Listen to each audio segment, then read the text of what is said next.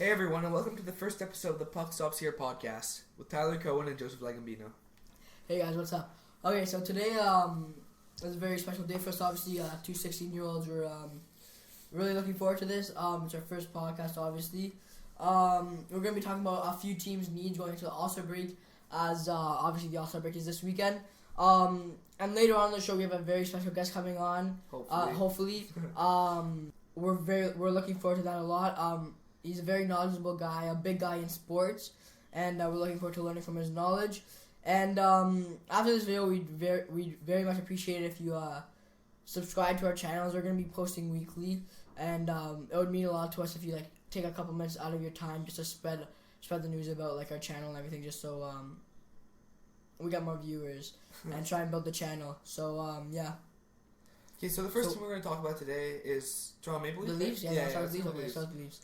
Okay, so what are you? Obviously, right, you're a bigger Leaf fan than I am. So. Well, obviously, everyone knows, not only me, you obviously know, anyone who's involved in sports knows that their biggest need is defense. Well, if they want to make it far in the playoffs, obviously. They need defense. Yeah, they can't rely on Morgan Riley and Jake Gardiner. The whole season, and Anderson taking over 40 shots every game. Yeah. Honestly, the left side of their defense is not that bad. They have Gardiner, Riley, and Dermott. Dermott, upside, speed. He's physical for not the biggest guy on the team, and he can move the puck. He starts breakouts. He lacks experience. He lacks experience, but it doesn't show as much as you would expect it. Right. His good traits and good habits hide that. Like I was saying before, he doesn't lose at a lot of races. He wins battles. Yeah. And like I said, he moves the puck, starts breakouts. Doesn't make a lot of mistakes. Riley, obviously, Norris season. He already has over 40 points. He's on pace for over 100. He's not going to get over 100. Let's be real. He's not going to get over 100, but he's on pace. Bobby Orr. Power play. I mean, you can ask for a better power play defenseman. Much better than him. Okay. You want to talk about their power play? Or their power play on paper is good, but what are they ranked in the league? Yeah, that's not going too well, but him running it, I'm saying, it isn't that bad. And then Gardiner. I mean, everyone hates on Gardiner. He's not for other teams, he's a free agent at the end of this year. For other teams, do you think he's gonna be resigned? He's worth $5 to $7 million. Yeah. When the Leafs are struggling like they were before when he's getting booed, they need someone to pick on. They want to win. Obviously, we're a passionate fan base. Okay, obviously they're gonna pick on someone who's having a crap who's been shit the bed in the playoffs. Yeah. Game 7 obviously against Boston, that wasn't very good, but yeah, it was fun to watch. For you, obviously, but still, he's not a bad defenseman. He puts up the points. He also runs the power play. Not as good as Riley and other defensemen. Second line power play, but he can still do it. He does a good enough job. The only thing he does make some dumb mistakes, and he's a liability. But liability in which way? Defensively. Okay. He turns the puck over and everything, and he's his. He's very offensive minded. He's very offensive minded. Well, he was transformed from a winger after high school to a defenseman, so obviously you can see why he's offensively minded. But yeah, so the left side isn't that bad. The right side is where the issue is. I mean, Ron Hainsey. You could see this year. Last year wasn't a problem. This year, the age is catching up to him. He's late in his 30s, close to his 40s. Very slow. He doesn't look as fast and physical on the penalty kill, and he turns the puck over a lot. Yeah. Zaitsev. But I don't like the contract. $4.8 million until 2022. I think they have to move that one, in my opinion. He has 1 goal, which he scored yesterday. And he has hold on. 6 assists. If they want to move that contract, they have to have someone to replace him, right? And if the Leafs need defense, who's going to replace one of their... No, I'm not going to say big defenseman. One of their big defensemen. One of their big defensemen.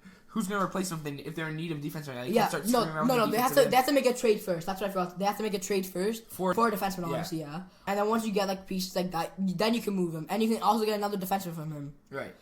For him, I mean. So yeah, defense is obviously the least issue. They can survive right now, but in the playoffs, if you want to go far, you need some experienced defensemen. We don't have a lot of experienced defensemen in the playoffs. Yeah. Other than Hainsey, obviously, who's won a cup with Pittsburgh. Yeah. And we need guys who can play for a whole playoff, 4 series, who are more physical. We're not very physical. We can be physical if we want to be. Who's the most physical guy in the Leafs right now? That's what I'm saying. We don't have a lot. Yeah. Patrick Ozhiganov, obviously, is the most physical defenseman on the Leafs, and so he's not that bad either on the right side. But Hainsey and Zaitsev, I think, is where the issue is. Not even Zaitsev with his play, maybe his point production. Yeah. Okay, but you can tell that the Leafs defense could be an issue because of what even Anderson said last year at the end of the season that he's getting tired. He was tired. They faced over 40 shots a game. Obviously, you're getting tired. You need. Well, not only do you need better defense to prevent goaltending. Okay, I don't know if goaltending is the biggest issue in the Leafs organization. Besides from their backup, who's Garrett Sparks, who they need to get rid of immediately. Without a doubt, I'd drop him for a bag of pucks. That's our opinion, obviously, but it's everyone's opinion. Yeah. Okay. But you also need forwards that are able to hold on to the puck longer instead of giving them away and creating chances. I think like Connor Brown. Yeah. For example, I like the guy. I like his work ethic. I like everything. Sometimes it looks like he's playing hot potato with the puck. Okay. Say some players on the Leafs, like Freddie Gauthier, let's say, when they get the puck, they just think they have to move it quickly. They don't hang on to it. They don't skate with the puck all the time. It's like they're afraid to do something. And then when they have a chance to shoot. Well, how long has Freddie Gauthier been on the team for? He's been in the organization for over 5 years. And he plays with World Juniors, right? Yeah. This whole year he's been on the Leafs. Yeah. And last year, I don't know the exact number. I think he played how many points 10 to 20 games. 5 points? 5 points, 6 how points. How many games? What, 35, 40 every games? Game. He's played every game? 35 to 40 games. I think he sat out for 5. Okay, so 35 games. Like 40 games. 45 games, whatever.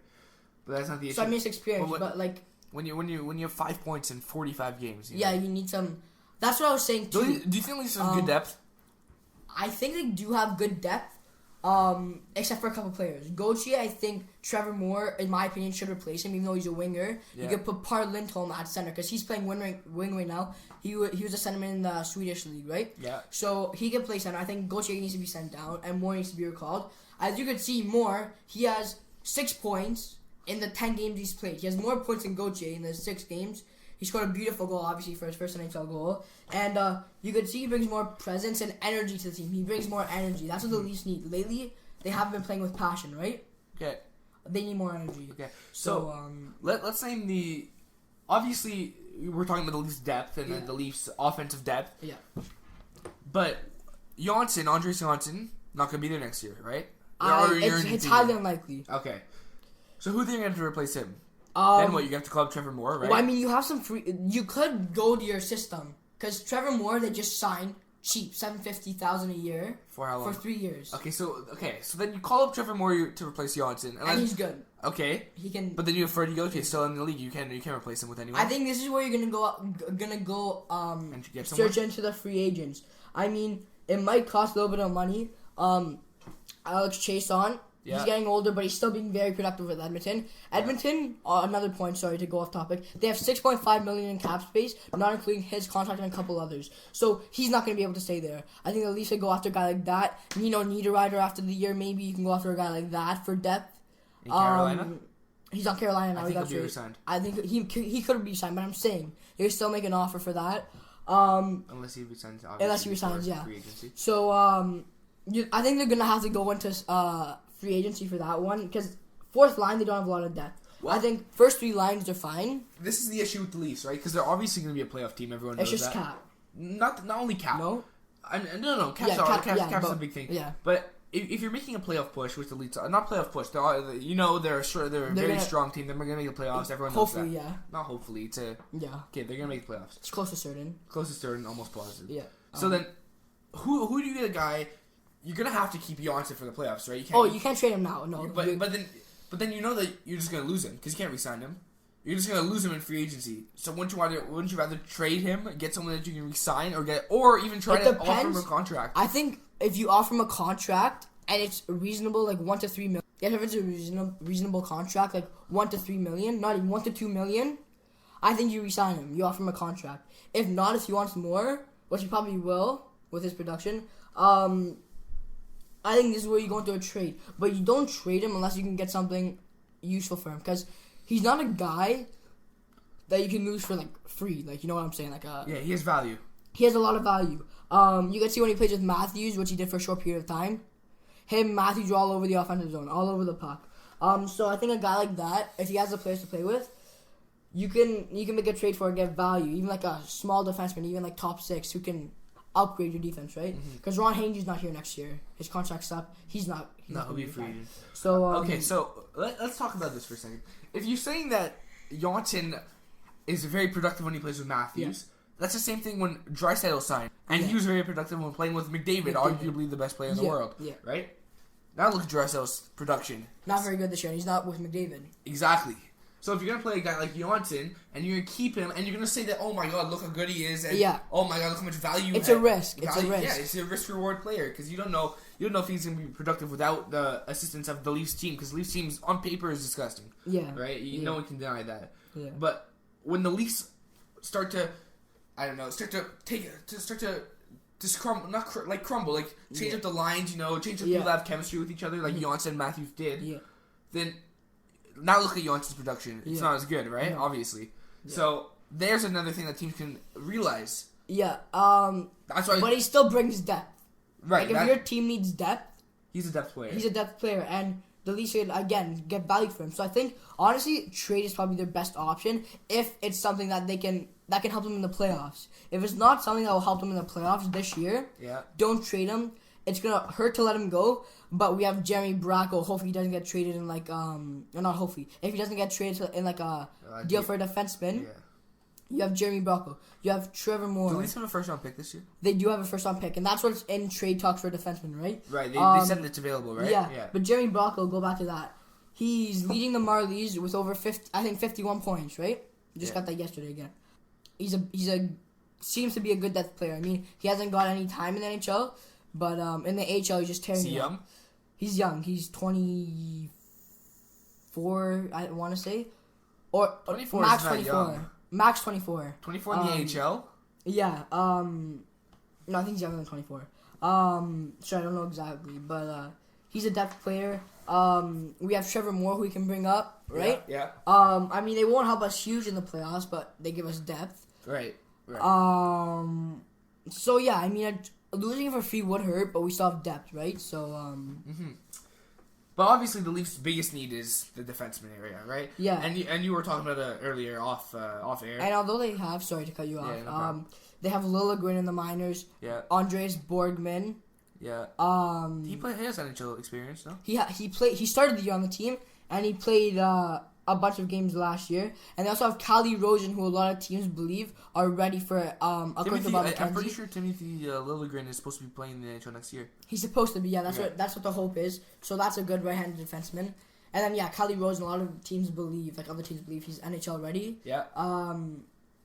So yeah, defense in the minors isn't that bad. But in the NHL right now, it's lacking. Okay, so let's say they put a package together, right? Because obviously they say their first-round pick's available for use or for, I don't know, taken by any other team. Yeah. If the right deal comes to mind, then the first-round pick's on the table. Yeah. Then, if you try to get a package with Janssen and a first-round pick, who do you think you can get for him? Just anyone that's in speculation. You think like a Justin Falk, maybe? I think a Justin Falk. Okay. It was said a couple days ago. Yeah. That the Leafs are heavily pursuing Brett Pesce? Is that what not Brett Pesce, Carolina defenseman. A trade for Carolina defenseman. Before I heard that, I was going over some stats, and I personally believed Carolina was their best option to make a trade, right? Well, Carolina had defenseman depth. And right-handed. Brett Pesce, Justin Falk, Dougie Hamilton, all right-handed defensemen, right? And they can all help. Yeah. I think Brett Pesce is the cheapest option, and a guy like him would help, right? Right. A lot. What are his points? 10 points in 37 games. It's not horrible. And it's not horrible for a big. He's big, 6'3". He's physical. Yeah. And he can also move the puck. Exactly and he penalty kills, right? Exactly what the Leafs need, right? Justin Falk or Dougie Hamilton also good. Justin Falk, 17 points in 46 games, 5 power play points. He runs a power play. Obviously, he penalty kills. He's probably Carolina's top 2 defense, right? Okay, yeah, I understand. Dougie Hamilton, another guy.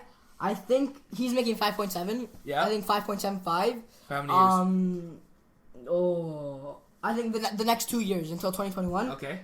That could be a big piece, right? Yeah. He has 16 points in 46 games, which is also very good. Yeah. He's also a big boy. And big boy. big boy. Yeah. And He moves the puck well, and he's also very physical, right? Yeah. He, too, sometimes is a liability. He does make mistakes. But offensively, he's good. And in the D zone, he's horrible. He isn't horrible? No, he's a plus. He's a plus, like, in the pluses for plus minus. I think he's plus 5, 6. Yeah, that's good. So, again, exactly what the Leafs need. And also, if it's not a right-hand, you have Jacob Slavin, right? 18 points in 37 games. Extremely good. And his cap hit is 5.3 until 2025. Okay. Very good contract.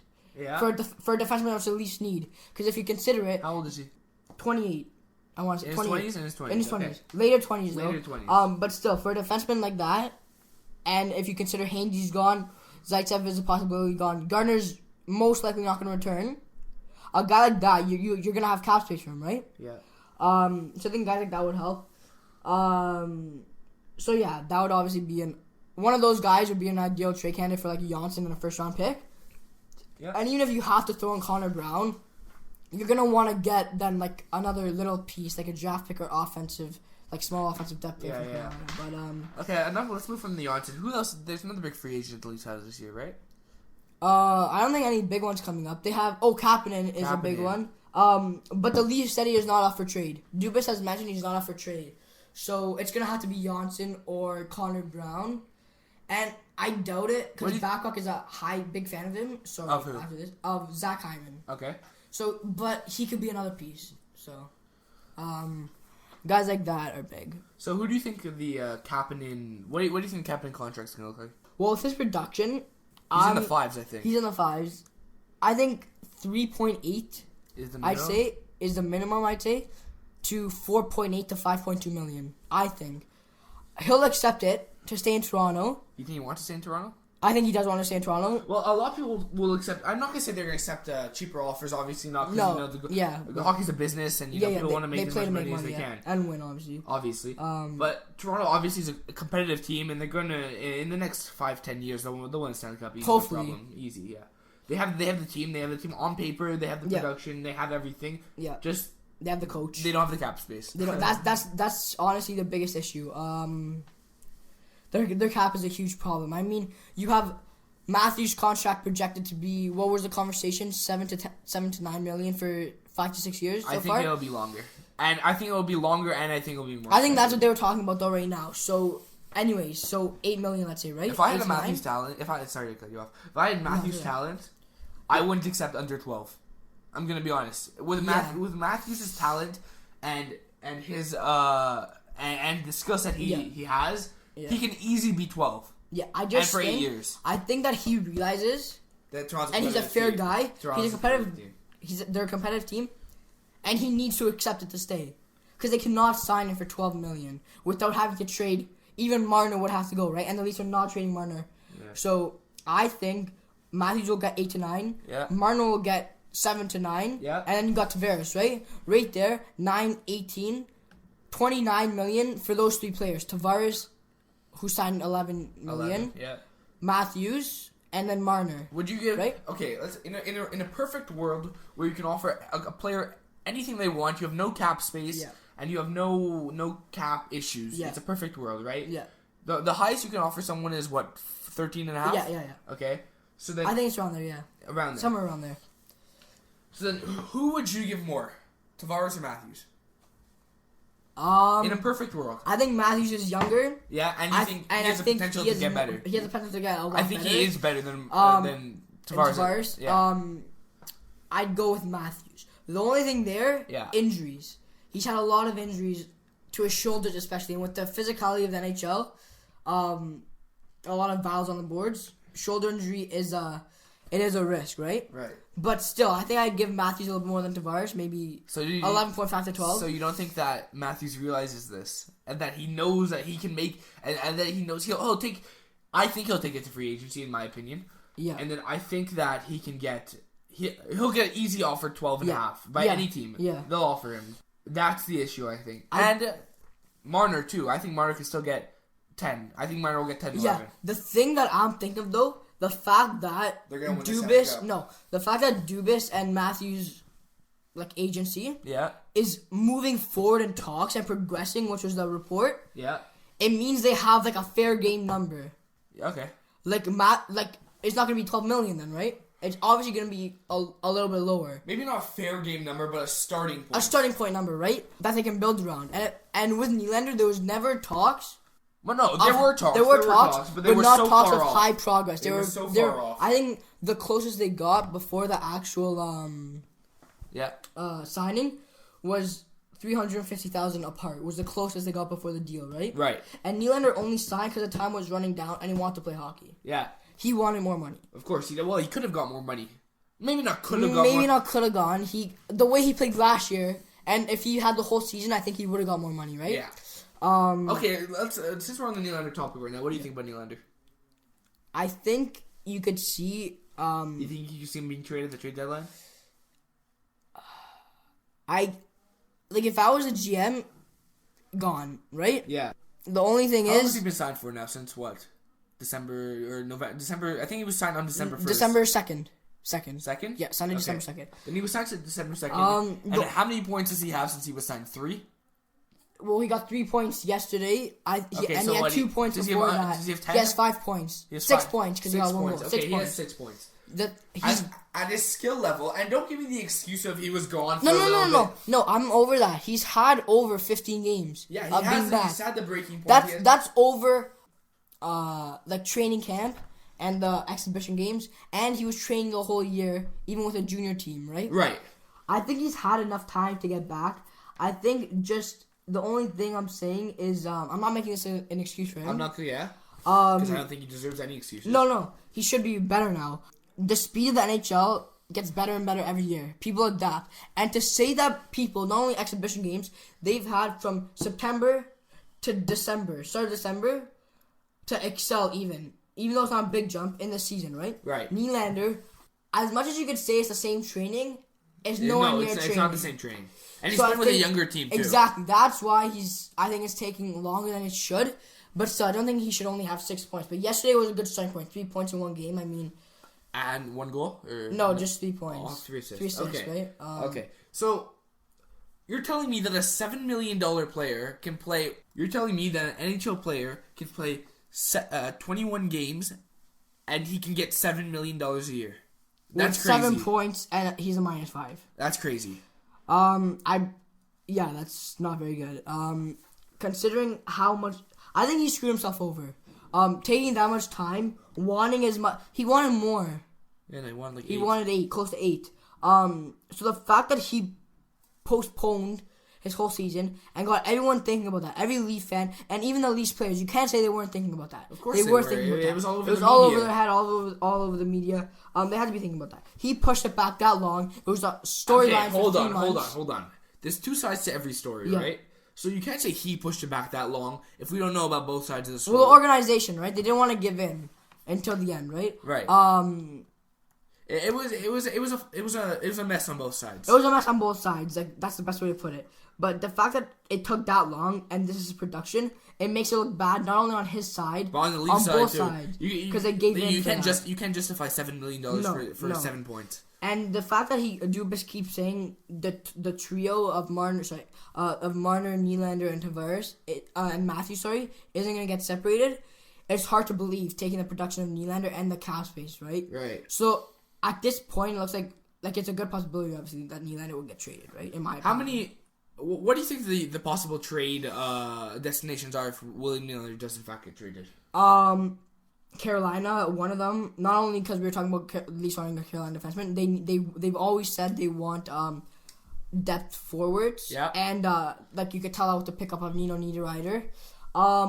Another destination I could see New York Islanders. For who? Calvin DeHaan. The Leafs had a little bit of a report on him in free agency this year before he signed. So Calvin DeHaan could be one. Actually, I'd go Calvin DeHaan. You know what I think about the Islanders' destination with the Leafs, especially because they're relying in the net of Leonard, Robin Leonard and Thomas Greiss. They need goaltending. They need offense. They need off. They don't. Okay, the goaltending is actually Robin Leonard's having a great season. So is Greiss. Greiss is having he didn't start off too great, but he's playing better now. Mm-hmm. But the addition of Garrett Sparks for that team would be huge. It's first of all, it's a fresh first start. third round goalie, fresh start, not as much media. not as much media, fresh start for Sparks, and it can help everybody out. And maybe that means you don't have to trade Nylander. Maybe that means you could trade Johansson and Sparks and keep Nylander. Exactly. And then Nylander can go into another Carolina trade. And that's how you get 2 defensemen, right? Exactly. 2 big defensemen. Exactly. That's a good point, Tyler. That would honestly help the Leafs. And then you call up Michael Hutchinson to back up, who was tremendous in his 4 games he played. Yeah, he was good. He was very good. So I think that trade would help the Leafs. Mm-hmm. So it would help the Leafs again, and you can get Nylander in another trade and get 2 high talented defensemen in 2 separate trades. So that would help the Leafs in the playoffs and in the future. So when do you want to soon Craig Button. Craig Button is a special guest. Very exciting. TSN analyst. He just emailed back saying he's gonna call in anytime soon. So we're just gonna wait on that, and when we get the call, we'll continue. And we're so excited. Hey, Craig, how are you? I'm good, Tyler. How are you doing? Good. It's Tyler and Joseph. Hi, Joseph. How are you? Hi, I'm fantastic. How about you? I'm very, very good. We're so excited. Thanks for doing this, man. Thank you so much. Oh, yeah, no problem. Yeah, it's happy to help. Happy to be part of it. Yeah, it's a great opportunity for us, so thanks. I gotta be off by about 25 after, no later than. Okay, that's fine. Perfect, That's perfect. yeah. Thank you. Okay, great. All right, so it's Joseph right now. So the first thing I want to ask you, Nylander situation, obviously. He pushed back the signing for a couple months. His production hasn't been there quite yet. So what's your opinion on it? And what do you think the possibility of him being traded at the deadline for a top 4 defenseman is? Well, I would answer the second question first. Okay. I think Kyle Dubas has been pretty clear that William is part of their future, and I think that Kyle's word is gold, and it's something that's very important not only to him, but it's important when you're running an organization. If that's how you feel, that you honor that. Now, I mean, if something drastically changed and something presented itself where you said, "Oh boy," then as a manager, your ultimate goal or your main goal, your priority is to do what's best for the organization. But he would have to go and sit down with William or any other player and just try to express, here's what he's doing. Because what you never want to do is put yourself in a position where you're not, as a manager, where you're not helping your team improve and bettering it because of something you said, and I think you always have to be careful with that. Yeah. That doesn't mean you can't go and change it and express here's why, but at the same time, I think that highly unlikely. So that point. To the first part with William, I mean, I think that we're seeing a different landscape for the younger players in the league, specifically those players on entry level. The NHL is a much younger league now. The players that are driving play for their individual teams are younger players. So despite the CBA saying that you have these rights as a team or no rights as a player, depending on what situation you're in and what level of free agency, the fact of the matter is that I think there's a flaw in the CBA with respect to this type of situation. And, when you have players that are driving your play and are significant contributors, there's nothing preventing them from saying I should be paid, commensurate with what I'm contributing. And I think that, NHL teams hang on the CBA and people you don't have any rights. But I think that that's something that has to be changed. I totally understand where William was at. Yeah. I understand that the Toronto Maple Leafs at the same time understood that, as they were going through the negotiation, they'd be better with William. And at the same time, they have to manage their dollars on a going forward basis, because in a salary cap world, every decision kind of leaks into the other, right? So that's how I see it. But I understand it. But I do think, honestly, I think there has to be an examination of the CBA in terms of how you deal with players that are significant now coming out of entry level. I think it's antiquated to a great extent for the key top players in the league. Yeah. Thank you. Yeah. That makes sense. I answered a lot of our questions. Just one more thing on that. With his production. It hasn't been that great, but do you think like the time off is still affecting him like after he's played 21 games so far, or is it like do you think we should be seeing like more of an improvement? Like you see every game he's getting better and better, but do you think like the time is like coming closer where like you could see like the real Nylander like he was last year and the year before? Yes, I do think that that's the case. You know, I've watched William play since he was 15 years of age, and he's always been a very productive player, and his skill level is obvious. And, you know, you don't pay players that much money unless you have that skill and that productivity. And when you come back and you're trying to I'm using an analogy that I've heard other people use. It's like jumping on a moving train. You know, the train is moving along at a pretty good clip, and all of a sudden you got to jump on it, and then you got to stay right up to the pace it is. It's hard to do, and you know when you haven't. And keep in mind this: it's not like he was coming back from an injury. The last time he played a meaningful game before he came back this season was Game 7 against Boston. Very long time ago. And you can be fit and you can be in shape, but you haven't conditioned yourself for hockey. Mm-hmm. And that's where William found himself. That was a reality. And the Toronto Maple Leafs fully understood it and understood that there was going to be a time period where it was going to take them a little bit of time. But, you know, and then there's the feeling that you're excited about getting back, and, you know, the adrenaline carries forth. And then there's also the feeling, okay, now I'm getting paid, I got to produce. Now you're not producing right off the bat. You become a little bit tight. You start to maybe do some things that are outside, you know, your normal course of what's giving you success. And I think that all has to settle in. But to your points, I think it's very important to recognize that he is moving in the right direction. And certainly that's going to be a positive, because there's nobody that would say that the Toronto Maple Leafs are not a better team with a productive William Nylander than they are without. And I think that we're going to see that certainly coming back after the All-Star break and certainly down the stretch and in the playoffs. I really do believe that, and I have no doubt about it. Yeah. So another Canadian team is obviously Ottawa, who's in last place right now, or close to the bottom, not doing great. What do you think about the Matt Duchene situation? Obviously, we heard that he was offered around $8 million for 8 years, around that, in the ballpark of that number. Oh, what do you think is going to happen with that? Yeah, it's a great question, and it's certainly one that Pierre Dorion, you know, would like to try to get a better understanding of.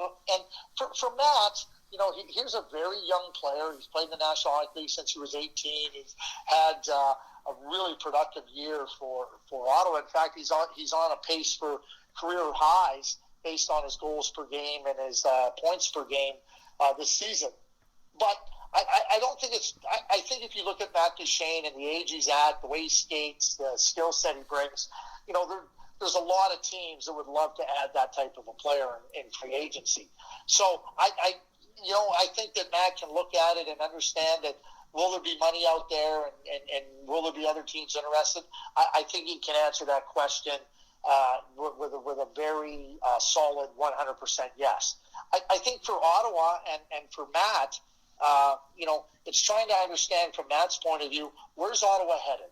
What is this team going to look like? Now, he's had a glimpse of some of the younger players, Thomas Chabot, Brady Tkachuk come to mind, but he'll also want to know, where are things at with Mark Stone? Now, he's talking to Mark Stone. He's talking to other players and understanding potential free agents, Ryan Dzingel. And so, but he also wants to know from Pierre Dorion, where's the organization headed? Is it going to be a revolving door? Are we going to find ourselves in a situation where, you know, 2 years from now you tell me your direction, but it's going to change again? And I think that's where Eugene Melnyk, the owner, has to become part of the process. And you're not just offering Duchene money. You're also, you know, trying to convince them that this is a place that is good for you to carry on your career and where you can have success. And I think that's important. Now, failing that, and I think that, you know, from Matt's point of view, that's what he wants to hear. And if he doesn't hear it or doesn't feel satisfied, or he just wants to go to free agency, there's no question in my mind that Pierre Dorion has to make a trade for him. And, when you consider what he gave up to get Matt Duchene, he's going to have to try to effect a trade that acquires some of the draft picks or prospects that he gave up in that trade for Duchene. And I don't think there's any other way. I mean, they're not a playoff team. There's nothing that's going to happen with that team post-deadline. Either you have Matt Duchene signed before the trade deadline, or you have to trade him. I don't think there's any other option for Pierre Dorion on the Ottawa Senators. Yeah, do you think the Uber ride and the conversation that was called in the Uber Cam, do you think that will affect his trade potential and his trade value towards other teams? I don't think so. I mean, you know what? We all have times in our lives where we do something that we regret, and oh geez, that wasn't very smart. That was kind of silly, or even downright stupid.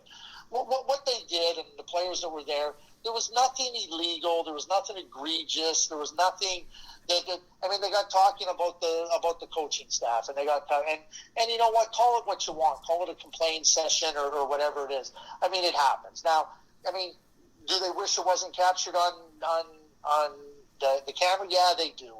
But I don't think there was anything that would say to you, oh, these are people that are bad people, or these are people you don't want around you. I mean, it's a one-off. It's a mistake, and certainly you don't want to do it. But it's no different than other times when people make a mistake. You ask yourself, do they have a penchant for making these types of mistakes? If you look at Matt Duchene's career and you look at his record, I think you can look and see that there's no problem with that. And I think for those reasons, if Matt Duchene's available and the price for Matt Duchene is something that teams feel is acceptable to them, there will be no lack of suitors for Matt Duchene if Pierre Dorion chooses to trade him. Yeah. All right, so this is a little bit of a tough question, but with the Chiarelli firing and some of, I wouldn't say careless, but some of the missed contracts and the moves he made, with Andre Sekera, he signed until 2021 for $5.5 million. Lucic for $6 million until 2023. Chris Russell until 2021 for $4 million, right? And then Mikko Koskinen, a little bit of a iffy contract, I think, because he's only played 31 games, a little bit of inexperience. And with all those contracts, they're only going to have $6.5 million in cap at the end of this year, right? So what is your opinion on the time period maybe of the next Oilers rebuild, if there is one, and what trades or moves do you think the next GM needs to make? Because you're a former GM, we thought that you'd be able to answer this the best. Yeah, well, I mean, everybody has different theories on it. If I just, Andre Sekera, when Peter went in there to Edmonton and he's trying to look at it, Andre Sekera had a pretty good season for the Edmonton Oilers. And, unfortunately for Andre, he's had two significant injuries. Yeah. And, as you get over 30 years of age, that's really something that I think hinders you as a player. And I think that's what's happened to Andre. And so, I don't look at the Andre Sekera signing as something that was a mistake or something. The injuries have been unfortunate. Unfortunate for Andre, unfortunate for the Edmonton Oilers. Now, as you go and look at as we examine the other players, I mean, one of the things, and I'll just say this in a general overview, there's not enough players around the league. So, there's a finite pool of players in the league, and you have a salary cap. So, right. And with the salary cap, it's not just an upper limit, it's also a lower limit you have to meet. So, in theory, you can sign players and try to say you're trying to look for value all the time, and teams are looking for that.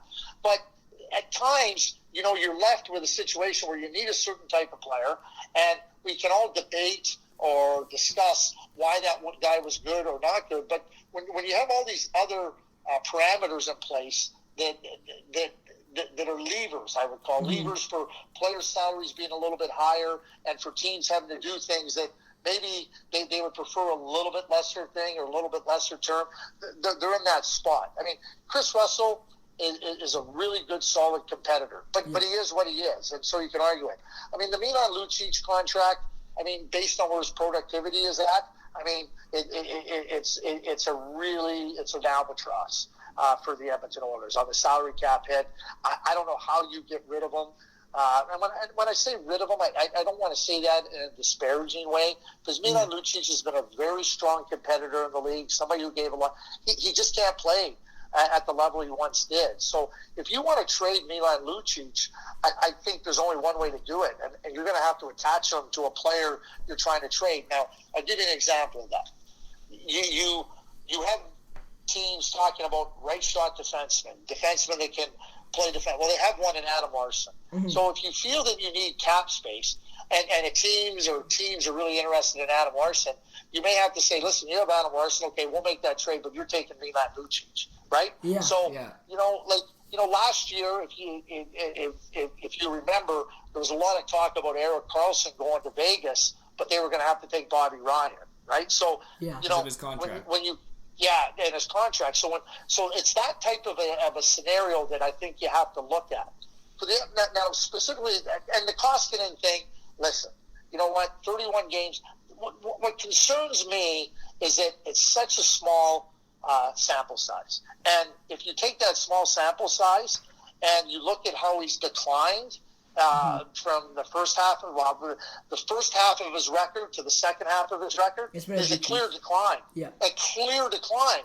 So I could understand, I could even accept, not even understand, but go, okay, I understand he's trending, he hasn't fallen off, he's really good, he's getting better, he's adjusting. The biggest thing with goalies is that with all the video and everything, shooters are adjusting to you. So now they adjust to you, and then as a goalie, you got to adjust. The record right now is showing me that Mikko Koskinen is starting to be taken advantage of. Yeah. And so now you have that data, you have all that information, and now they go and give him that contract. What I would say to that, not wise, not prudent, and certainly not necessary. So now you've done that, and you put themselves, and the argument could be made that, well, we don't have a goalie, we needed a goalie, we got to do this and everything. Listen, there's goalies out there, and you might have to look at different areas. And just to rewind a little bit, when I was in Calgary as a manager back in the early 2000s, it became very clear to me, it was clear to everybody, there wasn't center ice in our organization. Now, people would say, oh, well, yeah, I knew we had to go get center icemen, and I knew you had to look at, and if you don't improve your center ice position, but you have to be creative, and you have to look at the league and look at different areas where you can do it. I think that the Edmonton Oilers, left themselves short in that. I think they got tunnel vision on Koskinen, and to me, those are regardless of what the decisions are, when you have those types of processes in place, that's where mistakes happen. And I don't think that was a good process that they went through. No. Now, for Edmonton, I'll be very clear about this. I think that everything they do is got to be doing something for the future. I don't think anything should be done to try to build their team or to try to make a trade for the playoffs. I think they got to be looking 12, 18, 24 months down the road. And if they're trying to make trades to make the playoffs, they're going to remain in the same spiral at the bottom of the sink that they've been in for 12 years. And so that requires recognizing, okay, what are our weaknesses? Where do we have to improve? How long will it take? I've used the term many a times, and I really do think it's fully appropriate. When the Edmonton Oilers won the lottery to draft Connor McDavid, it's turned out to be a blessing, which is obvious. You got this phenomenal player, but it's also been an absolute curse because it's shone a spotlight on how poorly the Oilers have operated as a team for over a decade. And now we talk about Connor McDavid, who's 22 now. His best years, are they being wasted? Well, guess what? You can't just turn it around like that with a snap of a finger, and all of a sudden you're a good team. Listen, you want to surround Connor McDavid. Good teams, organizations aren't giving up their good players. To me, for the Edmonton Oilers to be a successful team, this is a long-term project. So anything you're doing has to be viewed with, how does this position us for the future? Salary cap, draft picks, young players. What are we trying to do to surround our thing? And you know what? I hear lots of things about, Connor McDavid might ask for a trade. He may. But the bottom line is, you cannot be making decisions based on what one player may do or may not do. You got to be making decisions to build your team. Yeah. That's where the Oilers have to get to, and I think it's a long-term project, not a short-term one. Well, last question here. What do you think about Montreal? You know, with the deals that Bergevin made, a lot of people thought he was going to be fired this offseason. And what do you think about them going to the All-Star break, being third in the Atlantic, and their push for the playoffs? Well, quite impressed. Quite impressed, to be straightforward with you. And when you examine a team's record and examine where they're at, the manager builds the team. And I don't think Mark is introspective. But when the owner, when you go and present your ideas to the owner, and if you're learning, like, there's no perfect GMs in the league, and there's no perfect management teams in any industry. But what you need to do is understand, okay, where did you make a mistake? Why did you make that mistake? And from an ownership point of view, Jeff Molson, when Mark goes and presents that and says, hey, listen, here's what I was trying to do, here's why I did it. And those conversations are done before you make trades. But at the time that Jeff Molson says, I'm behind Marc Bergevin, it's a belief that, okay, he's acknowledged what didn't go right. He's working to try to make it go right, and I'm going to give him that latitude. And you know what? If every single person was going to be let go for one mistake or a couple of mistakes, you know what? Nobody would do anything because everybody would be afraid to make a mistake. And I think in the case of Marc Bergevin, he's learned. He's been given the opportunity to grow from some of those experiences, as painful as they may be. And I think he's done terrific work. I mean, trading Max Pacioretty, a pending free agent, and not just getting Thomas Tatar, but getting Nick Suzuki, a really good young player. Yeah. Making a trade for a player in Galchenyuk who just didn't seem to fit in the Montreal Canadiens, and getting Max Domi. Encouraging his coach, Claude Julien, hey, listen, we got a different type of team here. I think we got to play a little bit differently. And Claude embracing that.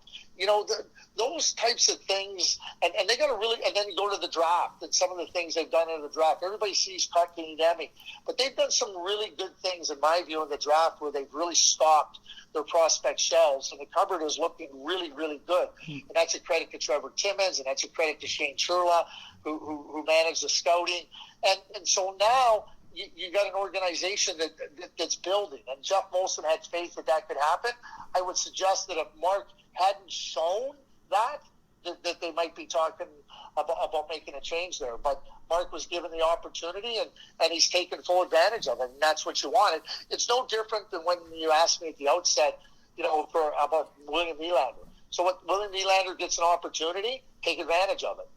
And if you don't take advantage of it, Mike Babcock's going to put him on the fourth line. Yeah, so like he's shown already. Yeah, right. Well, and he has, and he's shown it over years. So I think that for Mark, lots of accolades are deserving for the work he's done, and the Montreal Canadiens, third in the Atlantic, I would say very impressive. Thank you. Do you have time for one last small question? Sure, yeah.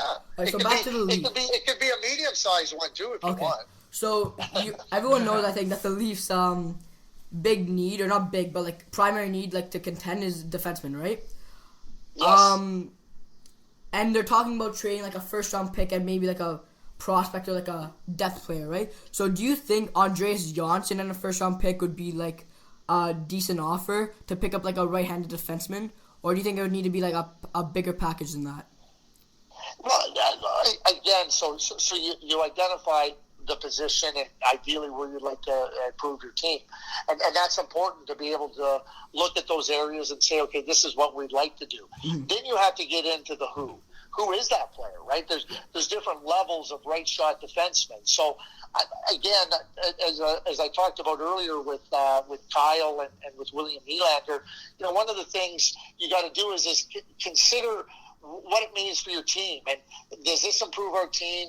You're never going to, in good trades, you're never going to be able to get something for nothing. Mm-hmm. You have to give up something to get something. But what you never want to do is you never want to put yourself in a position to, give up more, or put yourself in a position where you leave yourself weaker in a certain area because you were so focused on trying to improve yourself in another area. And I'll give you what I think is the perfect example, and it goes back to Edmonton. So one of the worst drafting records in the history of the NHL after the second round for a period of 10, 11 years. So now they're looking for a defenseman. They need a defenseman. They're looking for a defenseman. They're looking for a defenseman that's young, shoots right, can play big minutes, and they identified that need. Well, then they identified the player, and that was Adam Larson. Well, that's fine.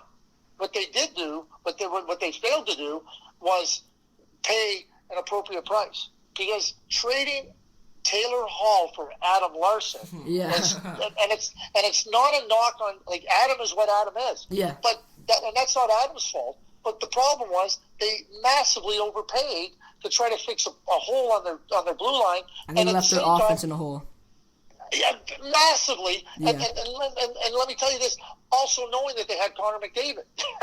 Yeah.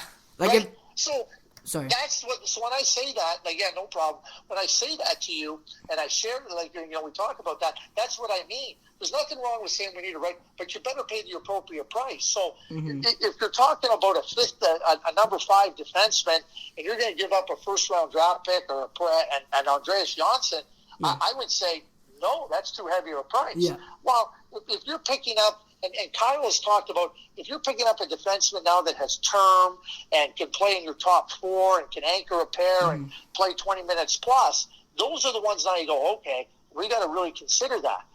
And the other thing is, like, you don't want to be trading first-round draft picks and a good, I think Johnson's a good solid player for somebody that might only be with you for 3 months. I'm not a believer in this all-in theory. I don't believe in the all-in theory. I believe in trying to put your team in a position that maximizes their opportunity. And by doing that, you don't want to be compromising the future. So, you look at what your options are, you consider what the cost may be, and then you either say yes or you say no. But to just think that this all-in idea, I don't buy into it. I never have. And I think that's where a lot of mistakes get made. Yeah. That makes sense. Thank you so much. Yeah, you don't know how much this means. It's we're very appreciative for this. Yeah, well, I'm glad I could jump on with you. And Tyler, you have my email, and if you have thoughts or ideas, happy to feed back to you and try to help you and share my thoughts and everything, and go from there. But I'm happy to take part in this, and thanks for having me on. Thank you. All right, thank you. We'll definitely be contacting you again. Thank you. Okay, that's good. Have a good one. All right, see you, Craig. Okay, thanks. Bye-bye. Bye, thank you. Huge shout out to Craig Budden for coming on our first episode and really helped us out. Knew everything. Smartest guy in the world. Thank you so much. We greatly appreciate it. I don't even think he knows how much it we really appreciate meant to and us, yeah. how nervous we were before, but now it's like I can talk to that guy all day, so it means a lot. So yeah. Thanks to Craig again. So now let's talk about the Habs. All right, so obviously no one expected them to be where they Craig are. was saying, to be where they are. Right. It is a huge shout out to Montreal and the fan base for sticking with them, and for Montreal for their achievement. I mean, you cannot go against their third in the Atlantic Division. Okay, as a diehard Habs fan, I was really hoping for Marc Bergevin to be fired this year. Yeah. Like, that's what I wanted. I was really hoping every day I would go, okay, he's getting fired now. Yeah. But with the trade, the Pacioretty trade for Tatar, Suzuki, and a pick was huge. What a great deal, man. Like, Tatar's impressed me like crazy, but it wasn't even like he was a bad player, man. Like he just didn't have the opportunity in Vegas. He didn't have the opportunity in Vegas or Detroit. He had 20 goal seasons for as long as I can remember, and he's been insane. He's been great this year, and Nick Suzuki will be insane. In the NHL. He saw in the World Juniors. He played great in the World Juniors. And in Juniors now, like I think he has over. Yeah, he is insane. He's doing so good, so that will help him obviously. And then just Jesperi Kotkaniemi. I mean, no one wanted him to get picked for like third overall. I mean, not no one, but the majority of the people were expecting Phillips Zadina. That's who I wanted to get. And then after Montreal, he dropped again to the 5th overall pick. Or 6th. Was it 6th? 5th or 6th. Yeah, he dropped even more. So, and he's not even playing the NHL this year. He's playing in the AHL. Yeah, and he has 23 points in 49 games, and he's playing on the third line. That's very good for a first-year rookie third line center. So he's putting up the production. So, I mean, you cannot blame, or not blame, but you can't go against Montreal for how good they've done with their expectations with the players they have. Yeah. We gotta talk about the defense though a bit. Yeah. Let's first talk about in my opinion, their biggest liability, Jordy Ben. Speed is horrendous. Okay, he has no speed. He's a big physical guy. Helps him a lot. That helps him a lot. He can lay the body when he needs to. He doesn't even have a horrible shot. He's a good penalty killer. Mm-hmm. He does what he needs to do, and he fits well in their second line. Yeah, I think he's a great player for them. Second line pairing, you mean, right? Yes, second line, obviously. I think that Shea Weber obviously is their captain. Commands the team. He's the leader. Mm-hmm. He has the heavy shot, the heavy body, the great defensive play. He's the all-around guy that everyone needs. And after coming back from injury, he's been spectacular. Lights out, yeah. And the issue with that, I think, is Jeff Petrie gets insanely underlooked. I think Jeff Petrie is one of the most underrated defensemen in the league, without a doubt. Yeah, he has an unbelievable shot, great speed. He lacks a little bit defensively, but plays what he needs to do and does well when he needs to. And he can move the puck. Insanely well. Great hockey IQ, great hockey sense. He's the player that the Habs needed and that the Habs should keep for as long as they can. I think that he's so underrated. Yeah. And go on. Okay. I think Mete is picking up his game a bit. After being sent down to the AHL, he called back up. He's playing better. And he hasn't scored, but it's not like he's not there offensively. The puck is just not going in for him. Yeah, he's been unlucky. Mm-hmm. I think Brett Kulak, for what they needed him to do, he's been great.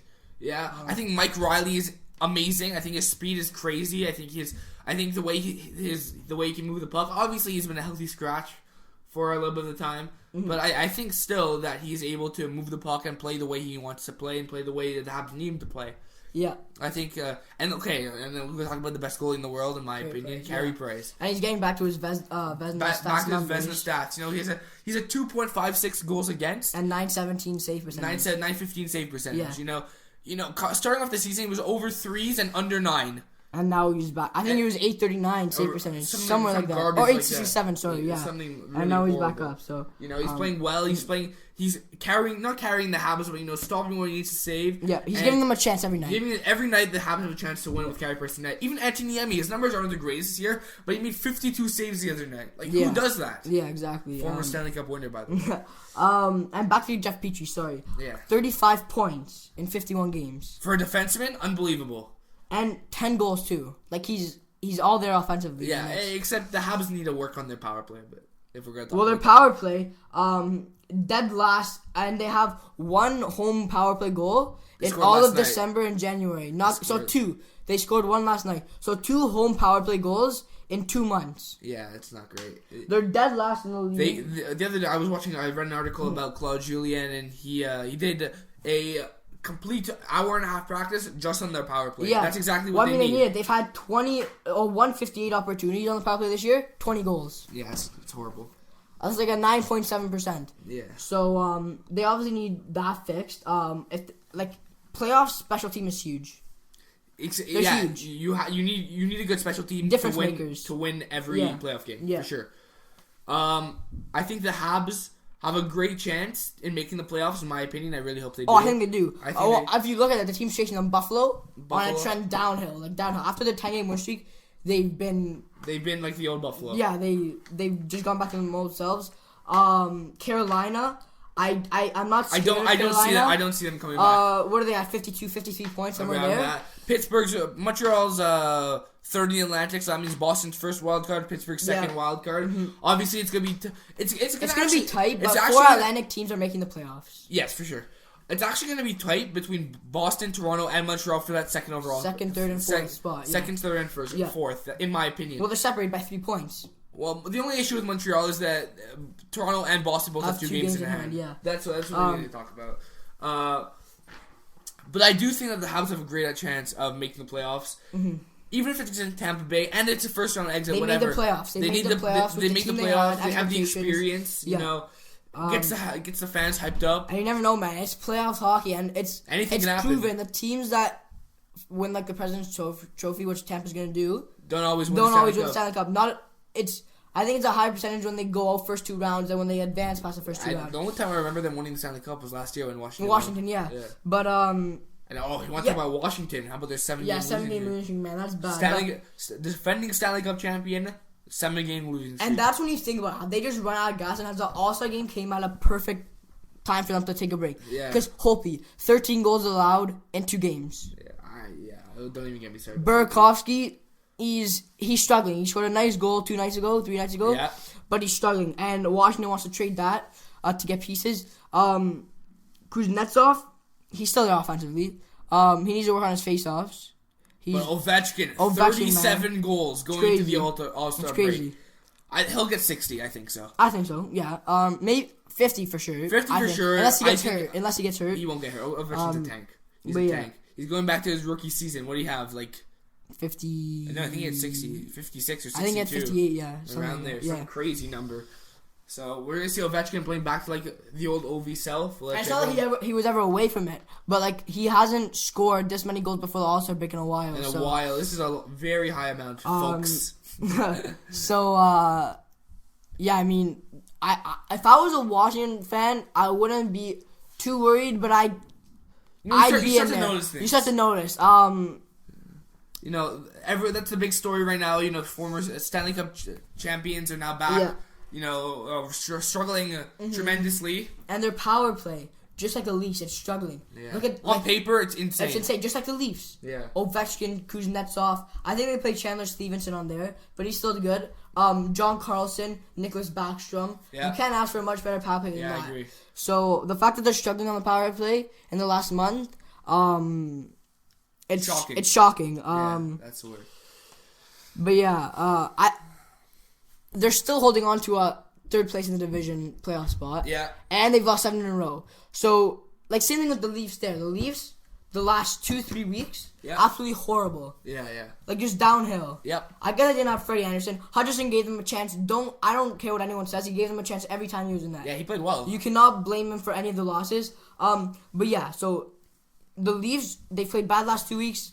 They're still in second in the division. Same thing with Washington. Horrible last 7 games, lost 7 in a row. They're still third in the division. So both those teams, they're struggling, but you can see how good they started and how that's saving them right now as they're still both in good playoff spots. Yeah. And with that good of a team on both sides, it's not going to stay like this. They're going to go back on a streak. Of course.